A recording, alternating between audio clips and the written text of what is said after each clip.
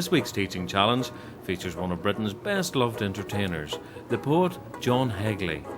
John is passing through the gates of Eleanor Palmer Primary School in North London, where he'll be taking an English class with Year 6.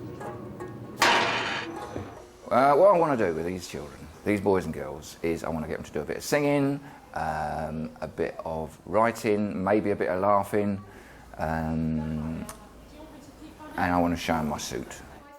When poets aren't visiting, the class are taught on a daily basis by Louise Wykes. I tell you what, go and sit just behind Rosie, Emma, so you can see. A 6-year-old... Before John's lesson begins, he and Louise adjourn to the school's attractive seating area in the playground. John, welcome to Eleanor Palmer Primary School. What is it you're thinking of doing with the children? Well, I'm going to put my suit on and I'm going to use that as an example of the things that, the names that we give things, because it's interesting that we give a pair of trousers, jacket, and then coat hanger, and that describes what it is. And so to get them to look at that sort of, like what animal name describes the animal rather than being a name like tiger. Then I'm going to get them to use phrases to describe an elephant, then we're all going to sing those, hopefully. Okay. And I'll play the music while they sing them. Fantastic. I think they're really going to enjoy that. Anything for me to look out for? I think really just that sense of excitement that you'll hear. We might go from being quite quiet to just getting quite overexcited, which, I'm sure is fine, but it's that sense of just kind of trying to keep a little bit of a lid on anything that might get too excited. Yeah, it's poetry, it won't get too excited. As the class await full of expectation for their star guest, John is busy collecting teaching materials. The flatter the leaves, the more one achieves. The wetter, the not better. And once they're gathered, without further ado, and indeed any introduction, the master of the sudden entrance gets straight down to business. Here they are, the leaves. I found them. Okay, these are leaves from your school, and we are going to create poetry. I don't know who first thought of the word poetry, but it's a tree with, what do you think the poetry's got on it? Pictures around it. Could have pictures around it. It's got poems, yes, it could have pictures around it, and it could have poems around it. And what we're going to do is use these leaves. So here we are, here's the leaves. We don't know if we can write on them, but I'm sure we can do something with them. Here we are, so hand them out, make sure everybody gets a leaf. 2 leaf persons there, 2 leaf students here. So we're going to try doing something for the word tree. We're going to try and make up a sentence beginning with the word T. A sentence, put your hand up when you've got an idea. Okay, let's try this lad here. Beginning with T, here we go. Your word is? Tremendous. Tremendous, good. Okay, now we're going to go on to the next one. We're trying to make a sentence, so that makes sense. Beginning with R. Okay, we're going to go over here. Rats. Tremendous rats. Yeah. Excellent. Tremendous rats. I like the way this one's going. Okay, now think of a sentence. What's it going to be? So, tremendous rats. Don't shout out. Okay. Eat. Oh, it's going very well. Tremendous rats. Eat, and right over here, that's right into this corner. Yeah, tremendous rats. Eat what? Bread. Tremendous rats eat bread, and that's got an E in it, so you just move the B and the R further down. And your one? Tremendous rats eat everything. Tremendous rats eat everything. Excellent work. Okay, and pens down again. Pens down. Oh, it's fun. Okay, very good. Tremendous rats eat everything. Really, very, very, very good one, that. So we're going to try and do some. Now, does this board work? Yeah. Okay, now look, somebody over there, I'm not going to be able to cope with that. It's a mid-lesson defeat for the chalkboard and rubber exponent as Louise Whiteboard Wykes comes to the rescue. Okay, so look what we had. Look, we had T-R-E-E, and we had tremendous. I'll tell you what, you help me with the spelling. Rat. So spell it, please. R-A-T-S. Yeah? E-A-T. Okay, now before we put everything, yes, we know everything, but we also had somebody over there. Now this is what we call breaking the rules when you're doing it, because sometimes in poetry you can break the rules. Somebody said, bread. So the E is in the middle, and we break the rules there. Or everything. We had lots of really good ideas for that. So what we're going to try and do now is we're going to try and do one of these using the word leaf. Now, it doesn't have to be to do with tree, okay? So you've got your leaves. I think maybe we should practice, have you on paper, bits of paper, just to get some ideas, and maybe think of a few leaf ideas and then see which one we want to put on our leaf.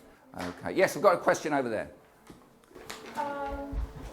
Let's do it easily. Do you know what? I'm going to do it as well. I had no idea what I was going to say. Easily, you know, it just happens. Do you know what happens? Do you know what happens? Sometimes you just hand goes up like that, doesn't it? What do you want to say? No idea. Sorry about that. Special heavy-duty paper for you to work on. So just pass them around. Everybody gets a piece of... Okay. And don't worry about it making sense as long as it's a sentence and it doesn't have anything to do with leaves. I'll tell you what I'll do. While you're doing that, I'll play some music. Leave the leaves for the minute.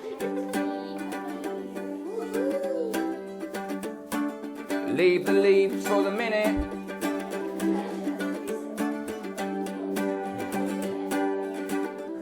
And I'll play this instrument.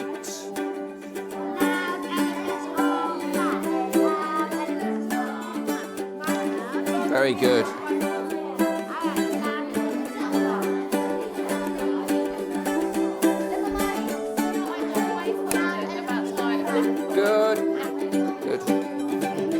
Try another one. Good, it's going well.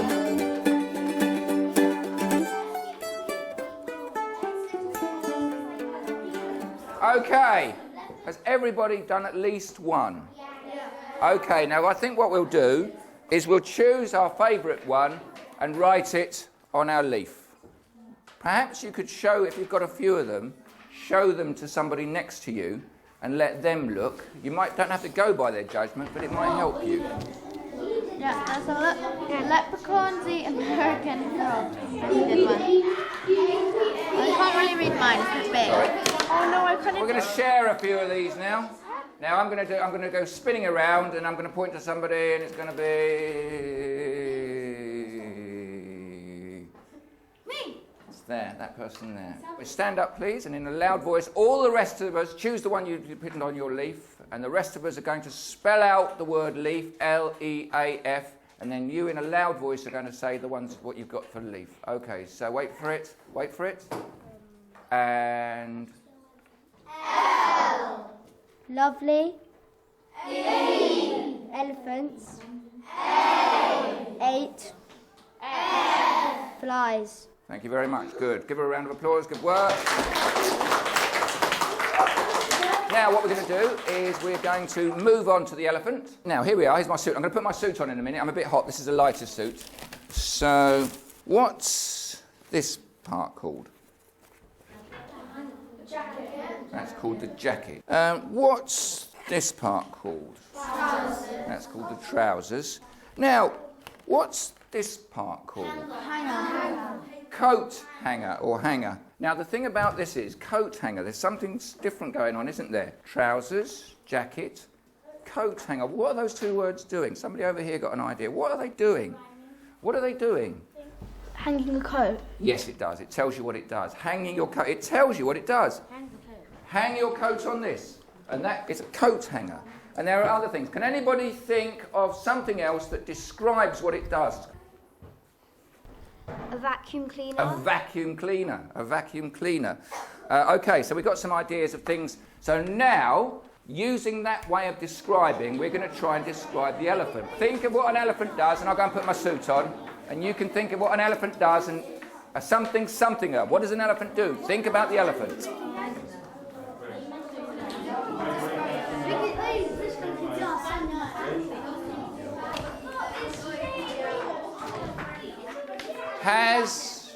Has everybody got one, at least one? Okay, if you are ready with your elephant phrases, raise a leaf. If you have your phrase, raise your leaf. Thank you, leaves down. So, how we're going to do it is this. Stand in a line there, it'll make it easier for everybody to hear you. Okay, we're going to go along the line, and you say your phrase, and then the rest of you repeat it. Let's hear you. Wait for it, okay. Loud trumpeter. The nosy Parker. The nosy Parker. An elephant maker. An elephant maker. Okay, sit down, please. Thank you. Okay, before we finish, are there any questions they would like to ask me before we finish? We've been a very, very good bunch. Really good work. Really, really good. But has anybody got any questions? Sorry, what is your name? Angus. Angus. Angus, what is your question? Can we hear one of your poems? Okay, this is a song about a dog. This is a poem. It's about a dog called Max. Yesterday it happened while we were out in the car. And it's a small car. And Granny, she was sick. She's not used to it like we are. Max is smelly. He can interfere with your telly.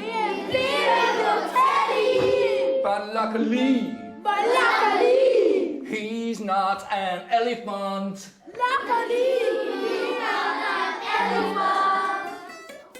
Oh, wicked.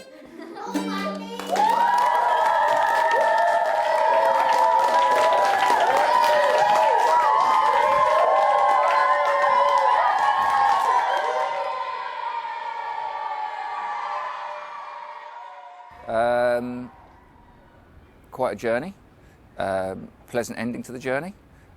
I was trying to get them to understand certain things, and I don't know to what extent they did, but I wanted them to understand that you could break the rules a bit. But that came out from I didn't go in with that intention, so I'm going in there learning stuff as well. Oh yeah, I want you to know that you don't have to obey the rules. That's the great thing about acrostics, and it's probably, I'd say, the easiest kind of poetry to teach in a way, because you've got a really nice structure. And I guess that's one of the things about getting children excited about poetry. If they're relaxed, that there's a kind of a structure there for them to hang their ideas off. And then you realise that they would like to be entertained, and it was just that child said, "Will you do as a poem?" at the end. Well, you couldn't have scripted that, could you? Well, you could have done, but we didn't. He was very, very positive all the time, whatever the suggestion, and he was very, very calm, repeating pens down, pens down, pens down, pens down, pens down, pens down, because sometimes it takes that long, especially if you're kind of whipping them up into a creative frenzy. You can't suddenly expect them all to kind of sit there, because adults wouldn't. Oh, he was really cool because he would teach us with like a banjo and we got to write on leaves instead of paper, so it's really cool. I found it quite interesting, and you can like make up words even though some of them don't even make sense. So you can just like use your imagination. Well, he was really nice and funny, and I really do wish he was like our head teacher, but what can I do about it? So